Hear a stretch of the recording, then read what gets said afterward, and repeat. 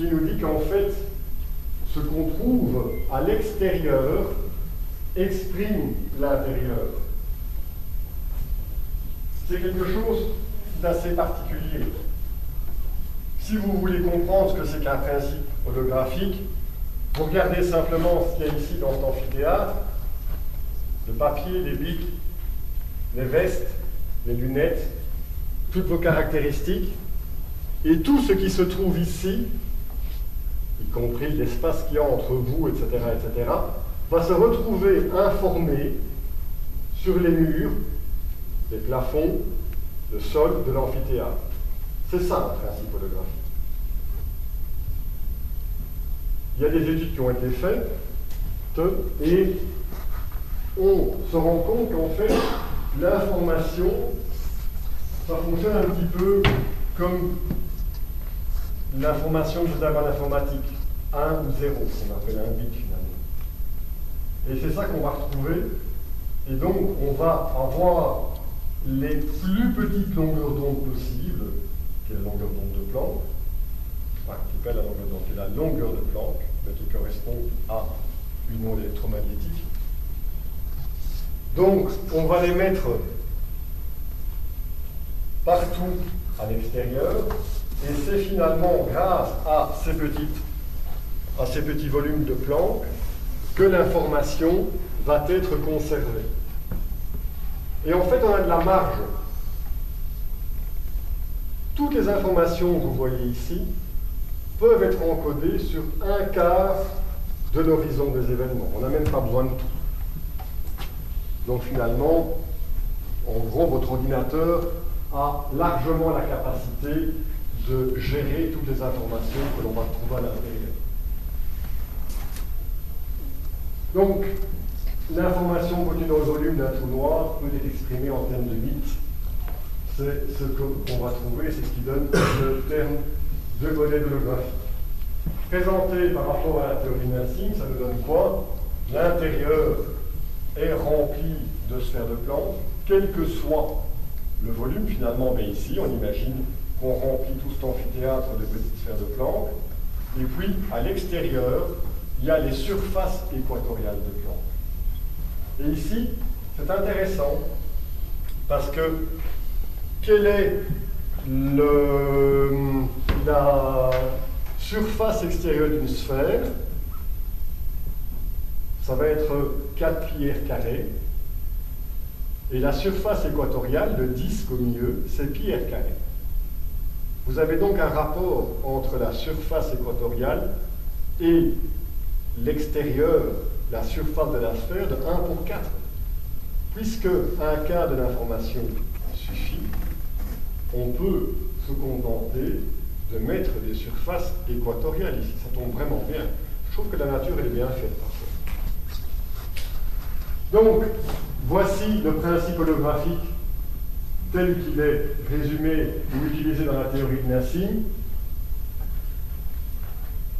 Alors, une petite idée de ce que signifie la théorie quantique.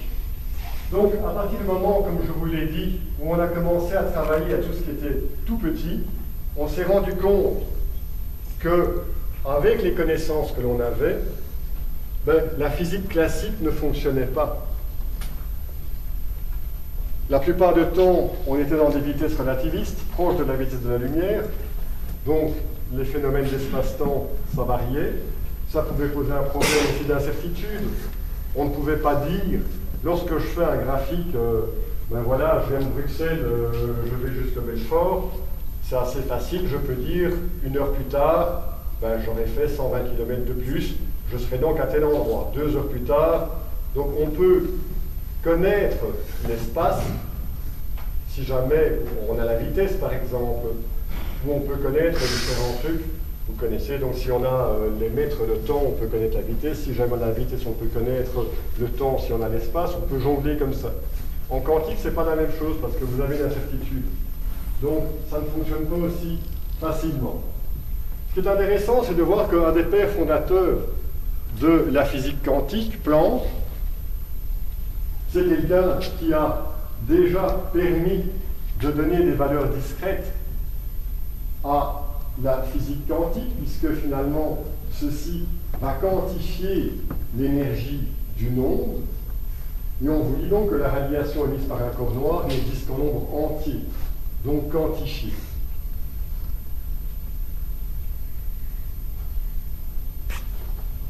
Donc, ce qui est aussi intéressant de se rendre compte, c'est qu'à l'époque déjà, on a la constante de Planck qui est égale à h au 2pi, mais ça veut dire aussi que ces petites entités sont en mouvement. Il y a un phénomène de rotation. Lorsque vous voyez, donc Planck utilise une constante proportionnelle entre l'énergie et la fréquence d'une onde électromagnétique pour définir les paquets d'énergie. Donc ça c'était la formule précédente, E est égal à h nu. Donc que l'on appelle quanta et qu'Einstein plus tard appelait photon en décrivant l'effet photovoltaïque. La constante de Planck définit un paquet d'énergie ayant un moment angulaire appelé quantum d'action. Alors le problème que l'on a rencontré à cette époque, c'est que si jamais donc, on avait des quantités discrètes, il fallait pouvoir la positionner dans le champ. Un champ, c'est quoi? Si vous reprenez le graphique avec la gravité et l'espace qui était courbe, on peut dire que c'est un champ. Un champ, c'est quoi? C'est une surface, finalement. Et donc, la mécanique quantique seule est incapable de prendre en compte, en gros, on vous dit ici dedans, que le champ électromagnétique, lui, ne l'était pas quantifié, mais que les petites sphères, elles l'étaient. Et donc, on s'est posé de nouveau la question, comme démarche, mais comment est-ce qu'on peut régler ça? Et on s'est dit, c'est assez facile, on va finalement étudier quelque chose d'autre, on va donner un petit modèle. Et le modèle, finalement, qu'on va utiliser pour la QFT, donc la théorie quantique du champ, c'est de dire, on a des petits ressorts, des petites masses, et elles vont interagir comme ça. Et en fait, ça fait vraiment comme un petit filet. Vous voyez, vous prenez un trampoline, vous tirez un endroit, et vous avez tout qui va se réarranger, tout qui va bouger. Là, on peut définir le champ à peu près de cette façon-là. C'est ce qui vous donne cette forme ici. Donc, la QFT décrit l'espace comme s'il était rempli de paquets discrets interconnectés d'énergie et d'ondes, comme des petites boules connectées par des ressorts. Puisque une fois qu'on a des petites boules et des ressorts, on est de nouveau dans quelque chose qui est quantifié. On peut compter le nombre de petites boules et de petits ressorts. Bon, bien entendu, quand vous regardez ça, vous vous dites que l'énergie que l'on trouve là-dedans, elle est colossale, elle est infinie. Pourquoi? Parce que vous avez, dans ce qu'on appelle le vide, plein de vibrations, plein de longueurs d'onde différentes. Si vous faites la somme de quelque chose qui est infini, vous avez une quantité infinie. De nouveau, si je reprends le raisonnement de Nassim, lui, ce qu'il se disait, c'était qu'on retrouve partout des sphères, mais la seconde chose qu'on retrouve partout, c'est le vide. Le vide est vraiment ce qu'on trouve à toutes les échelles et partout. Entre les galaxies, vous avez du vide. Mais vous avez du vide à l'intérieur de vos atomes. Si vous prenez ce banc où je suis assis dessus et que vous me réduisez de 10-15 mètres, je passerai à travers ce banc. Je serai comme si j'étais entouré d'étoiles. La matière, si vous diminuez vos yeux de façon à pouvoir voir à l'échelle de 10-15 mètres, vous allez ici vous trouver comme dans une nuit étoilée, remplie d'étoiles, remplie de planètes. Pourquoi? Parce qu'il y a du vide. Et le vide que vous avez, j'ai fait le calcul, il est facile à faire, entre deux atomes, l'espace que vous avez, si vous remettez ces atomes à l'échelle du Soleil, par exemple, vous aurez une distance beaucoup plus grande que la distance entre le Soleil et la Terre. Donc l'espace entre vos atomes est énorme aussi, une fois qu'on se met à des petites dimensions. Et comme par hasard, correspond aussi à un espace que l'on peut trouver autour de nous, dans le cosmos. Donc le problème que l'on avait en mathématiques, c'est de se voir avec un paquet d'énergie infinie. Mais qu'est-ce qu'on fait avec l'énergie? Parce que si je veux multiplier l'énergie qui est infinie par 2, je vais avoir toujours une infinité d'énergie, ça pose un problème. Comment est-ce que ça varie, l'énergie, quand elle est infinie?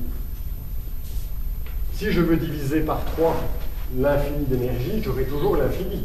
Si je veux additionner quelque chose, donc mathématiquement, pour voir comment varie l'énergie, mais on ne peut pas la laisser sous forme infinie.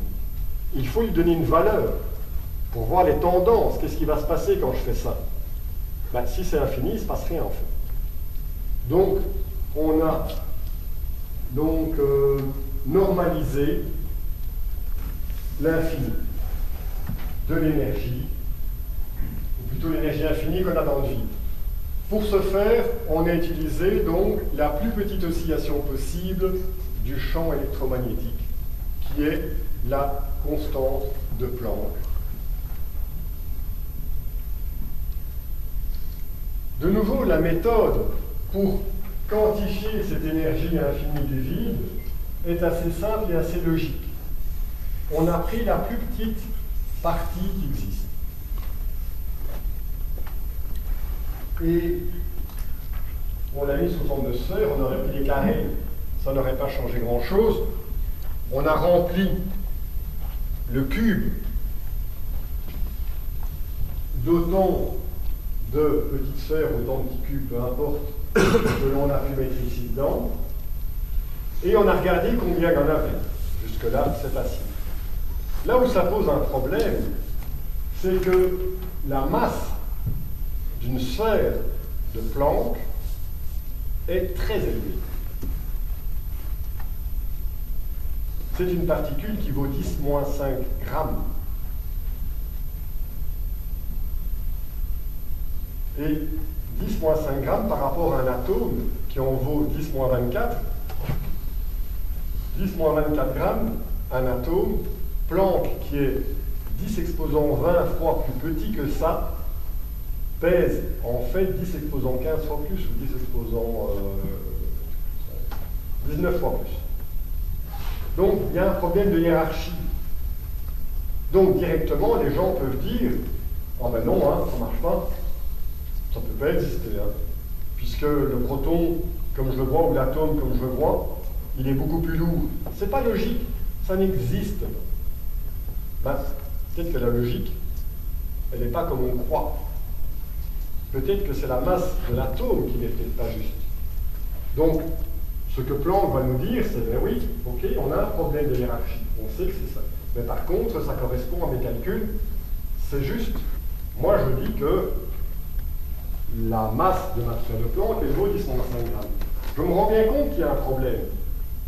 Donc il y a un problème de hiérarchie, mais c'est comme ça. Ce qui est aussi intéressant, et ce qui a posé énormément de problèmes à l'époque, c'est de se rendre compte que toute la matière connue de l'univers ne pèse que 10 exposant 55 grammes. Donc toute la matière connue de l'univers pèse moins que notre petit centimètre cube. Or, vous avez vu la taille de certains mastodontes tels qu'Aldebaran, etc., etc. C'est quelque chose de colossal. Pour vous donner une idée, le trou noir qui se trouve au centre de notre galaxie, Sagittarius A, pèse environ 4 millions de fois la masse de notre Soleil. Bon, on n'est pas dans le petit, mais malgré tout, chaque fois qu'on veut mettre tout l'univers connu, la matière connue là-dedans, on arrive à un chiffre dérisoire par rapport au vide. Ce qui peut en fait avoir des conséquences sur la suite du raisonnement. Finalement, c'est quoi ce que vous voyez? Ce qui est défini, la matière qui est définie. Est-ce que ce ne serait pas plutôt le vide qui définit la matière plutôt que la matière qui définit le vide? Quand vous avez une feuille noire et vous dessinez un petit point blanc, c'est l'ensemble du noir qui va définir la frontière du point blanc. Pourquoi est-ce que ça ne fonctionnerait pas comme ça? Pourquoi est-ce qu'on ne retournerait pas tout tant qu'à faire? Donc, la théorie quantique nous a donc dit mathématiquement que le vide ne l'était pas. Bien entendu, ça restait une théorie. Donc il fallait essayer de trouver des preuves que ce vide n'était pas vide. Alors il y a une expérience qui a été énormément contestée à l'époque, et qui l'est toujours, je pense, parce qu'il y a toujours des gens qui vont la contester. C'est une expérience assez intéressante. On a deux plaques, et il est tout à fait compréhensible, et on sait que le vide n'est pas vide, mais il est plein d'ondes. Et donc, il y a des ondes, je dirais, en tout cas des multiples d'ondes, de toutes les tailles différentes. Si vous prenez deux plaques comme ça, ben, toutes les ondes qui sont plus grandes que celles qui peuvent être contenues dans cette boîte doivent partir. Si je diminue, ben, toutes les ondes qui sont plus grandes que cette taille-ci, qui ont cette longueur d'onde, doivent partir aussi. Et vous comprenez qu'à un certain moment, il y aura beaucoup plus d'ondes à l'extérieur qu'à l'intérieur de mes plaques. Et donc, par conséquent, puisqu'il y a tellement plus d'ondes à l'extérieur qu'à l'intérieur, à un moment, ces deux plaques doivent se rapprocher. C'est en gros ça l'effet dit de Casimir. Et l'effet dit de Casimir, on disait, oh mais attendez, hein, les gars, c'est peut-être parce que les plaques, elles sont électriques, et donc les électrostatiques font qu'elles s'accrochent, de toute façon, il y a des imperfections, etc. Donc, il y avait encore des gros doutes avec cet effet dit de Casimir. Par contre, à partir du moment où on a pu extraire des photons du vide grâce à l'effet dit de Casimir dynamique, ou l'effet dynamique de Casimir, là, il a bien fallu se rendre compte qu'à partir de rien, on ne peut pas créer. Or, si vous avez des photons qui sortent de quelque chose qui n'existe pas et qui est vide, on a un problème. Ça en pose beaucoup des problèmes. Le premier, c'est qu'on se dit, bon, ben, le vide, il y a quelque chose dedans. Deuxièmement, ça pose aussi la question de pourquoi est-ce que si c'est vide, on ne le voit pas. Et qu'est-ce qui fait que subitement, on peut avoir des photons qui sortent? Qu'est-ce qui fait que ce vide, qui paraît en général tellement bien à l'équilibre qu'on ne peut pas voir qu'il y a du vide, tout d'un coup il se déséquilibre et il y a ça? Une des réponses possibles, en tout cas, c'est d'imaginer le vide comme une structure qui est parfaitement à l'équilibre. Je m'explique. Si vous avez deux vecteurs qui poussent comme ceci, vous n'allez, si jamais ils sont parfaitement équilibrés, vous n'aurez pas conscience qu'il y a une force. Moi, quand je suis comme ça sur la Terre, ben, j'ai une force qui pousse vers le sol et j'ai la force de réaction qui pousse dans l'autre sens. Ça s'appelle l'équilibre. Si je ne suis pas en équilibre de ces deux forces, ben, soit je monte, soit je descends. Donc, par conséquent, il doit avoir peut-être une structure géométrique qui permet d'expliquer cet équilibre. Alors, si jamais on calcule ça en vecteur, on regarde ça en vecteur, c'est assez marrant parce que si je fais ça, ben, tôt ou tard, je vais avoir un problème dans cette addition vectorielle. Si j'en rajoute un troisième, ben, ça ne marchera pas. Un quatrième, enfin bref, on va arriver à ce qu'on appelle un vecteur d'équilibre. Et je n'ai pas le modèle en tête, mais je crois qu'il doit y avoir 12 vecteurs qui vont rentrer, qui vont se mettre en équilibre. Et là, d'un point de vue géométrique en tout cas, on est dans une structure physique qui tient la route. Et comme par hasard, ces structures en équilibre, elles permettent une croissance harmonique. Ça veut dire que cette structure en équilibre permet d'avoir des modèles au-dessus et en dessous. Or, qu'est-ce qu'on voit? On voit que, on verra plus tard, mais l'organisation de l'univers en trou noir permet des organisations en échelle aussi. Donc, toujours est-il que notre vide ne l'est plus. Vous allez toujours trouver des gens qui vont dire mais c'est une blague, le vide il est vide, regardez, j'avance, on ne voit rien. Ah oui, ok. Donc, pour tous ces gens qui pensent que tout ce qu'ils voient est la réalité et tout ce qu'ils lisent est la réalité, ils ont eu un petit choc. Et ce petit choc, c'est que le rayon du proton, tout à coup, il a décidé de rétrécir. En fait, le fait que le rayon du proton a rétréci, ce n'est pas juste un phénomène où on retient c'est embêtant. Mais dans le modèle standard, tout ce qui permettait de déterminer le modèle du proton, qu'on appelle en fait le QED, ainsi que le facteur G du muon, ce sont des termes très techniques, mais c'est en fait basé sur le rayon du proton. Le fait que le rayon du proton varie, ça nous dit que le QED est faux. Et donc le modèle standard est faux aussi. Donc notre modèle standard qu'on a bâti depuis 70 ans, il est fameusement ébranlé par ça. C'est beaucoup plus fondamental qu'un phénomène de mode où on se dit, ben oui, c'est pas grave, il a rétréci et alors on utilisera de nouvelles valeurs. Non, c'est différent. Et en fait, il a rétréci tout simplement parce qu'on a utilisé ce qu'on appelle l'hydrogène ionique. L'hydrogène, c'est un élément qui a un proton et un électron. Et le fait de prendre l'hydrogène ionique, on prend simplement, non pas un électron, mais on va prendre quelque chose qui est, je crois, 207 fois plus lourd. Donc, on a des plus précises.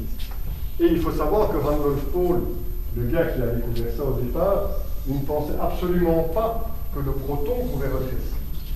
Il ne cherchait qu'à avoir quelque chose de beaucoup plus précis. Il voulait trouver les 12 chiffres qui étaient après les valeurs qu'on avait trouvées. Donc il ne pensait absolument pas que ce rayon allait rétrécir, et le pauvre, quand il a vu que ce rayon n'était pas juste, il s'est dit, attendez, on a fait une erreur les gars, qu'est-ce qui se passe? C'est pas possible. Il a d'abord bien sûr cru que c'était sa méthodologie qui était fausse, tellement que le concept du rayon du proton était bien ainsi. Et puis, après 3 ans de vérification, ils se sont dit, bon, ok, c'est pas ça, notre rayon, vraiment, on est juste, on est bon. Et il a encore fallu 3 ans pour que d'autres laboratoires le